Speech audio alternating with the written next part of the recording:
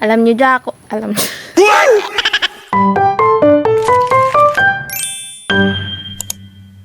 Hello guys, nagkuha ako ng langka kasi magluluto ako ng ginataang langka. Pero yung nakuha kong langka ay maraming sira. So ayan, tingnan nyo naman, daming sira. Yo. Pero pwede pa naman siya lulutuin. Balik kukuhain lang natin itong mga sira or ano, tawag dito sa amin ay ugahong. Yan. Pero pwede pa naman ito. Kukuhain lang natin ito. Yan. Alam nyo dyan ako, alam nyo ba kung paano ko nakuha ito? E di inakyat ko ng puno. Alangan nga naman maglilipad ako, diba? O diba, daming pinagdaanan.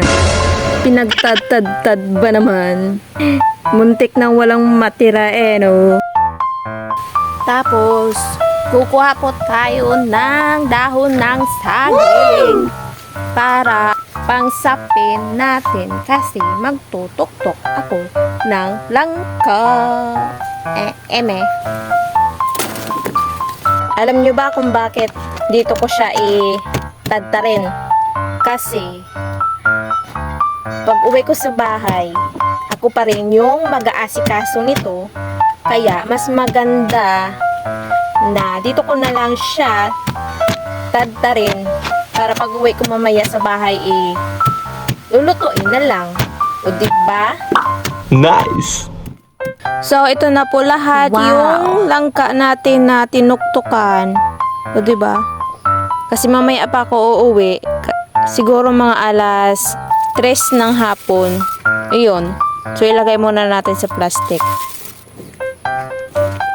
Kasi magpapakain pa ako ng baboy kaya mamaya pa ako uuwi.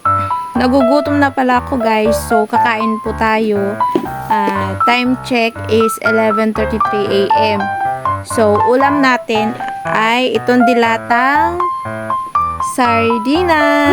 Wow! So ayun guys, tuwing pumupunta kasi ako dito sa kabila, dito sa bahay ng aking lola, ay bumabaon talaga ako para isahan lang yung punta ko dito kasi medyo malayo-layo pa yung bahay namin dito. Kaya, so kain po tayo. Yung kanin ko pala guys ay bahaw. Wait lang, bubuksan muna natin itong sardinas. Ito talaga yung pinakagusto ko sa lahat na sardinas. Yung kulay pula kasi medyo maanghang siya. Tsaka mahilig din kasi ako sa maanghang. Yes po.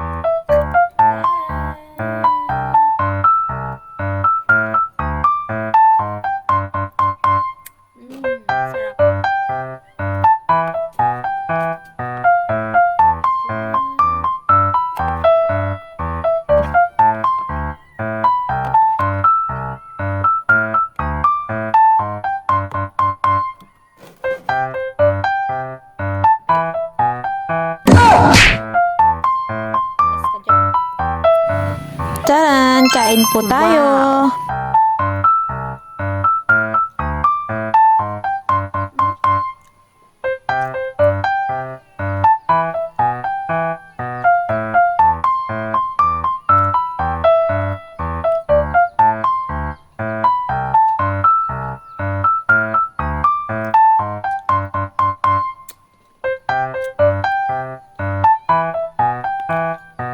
So yun guys, magpapakain po ako ng baboy.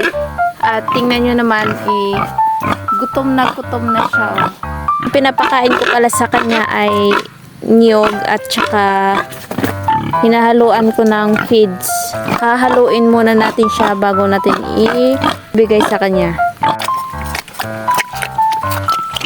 Actually guys, dalawa tong alaga kong baboy. Pero naibenta ko na kahapon yung isa. Kasi Kaya ko ibininta yun. Pandagdag gastos namin. Ba itong natira ay kakatayin din. Sarap yung kain niya oh. Kasi wala siyang kaagaw.